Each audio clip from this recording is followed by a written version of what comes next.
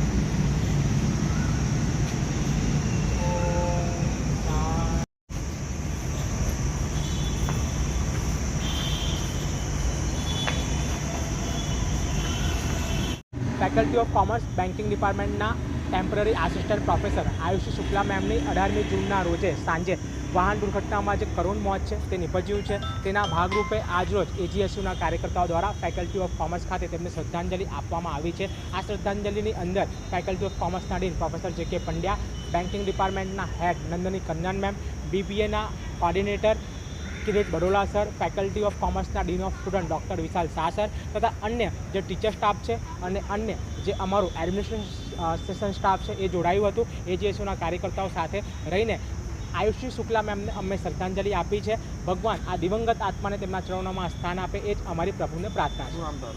Pankaj Jaiswal, FR MS university.